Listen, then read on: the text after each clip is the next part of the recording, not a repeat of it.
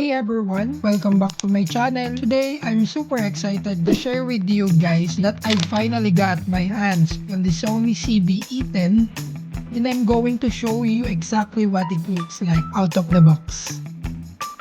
Let's get started!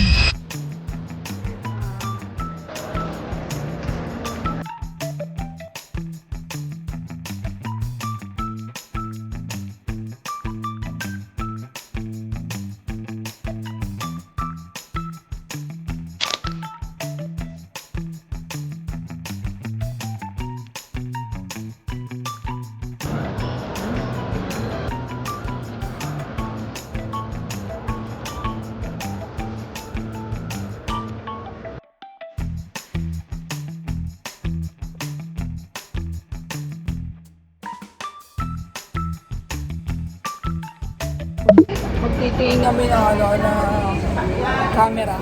So, check kami ng camera. Check muna namin sa Sony. Guys, dito kami sa SM Marikina. Lamig ah. Patalayin kami guys. Isip ko kung Sony CB-E10 or A6400. Pero mas preferred ko na ngayon ng CB-E10. iPad Kid. Kasi naman ito pong brand. iPad Kid. I finally decided to get my personal Sony CB-E10. Guys, na available dito. Built-in mic na rin yun. Pwede po matry. Sige po. 120 FPS din po ito. Hindi po. Standard lang yan, sir. 30. 30 FPS. Tapos, Naka 120, sir, yung mga S-series na, mga pang-indie. Pero dito naman sa Pilipinas, sir, standard lang. Kahit i-upload mo naman sa YouTube, 30 FPS pa rin naman ang lalabas niya.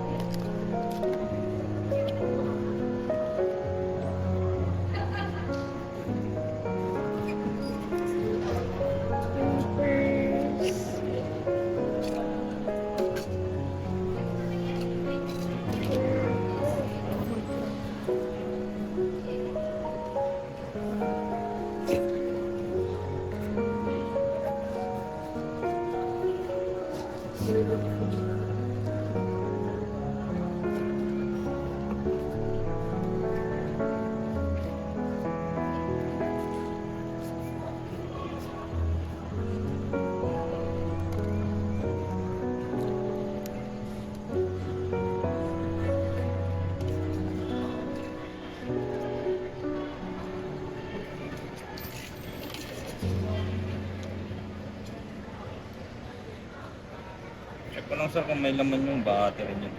Pero kung ano, gamit tayo na wala pong charge. binibigyan mo lang.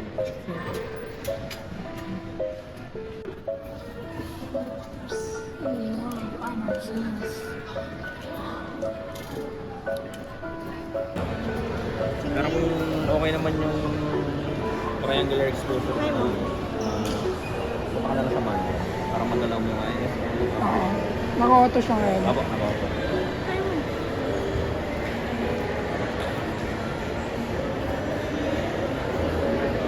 Tapos magagawa mo yung mga creative look or mga auto-white balance. Sony CB-E10 guys. Kahit nila kuya, binigyan akong freebies. Camera bag, sir. Ito, body. Pwede dalawang lens. May extra ka lang.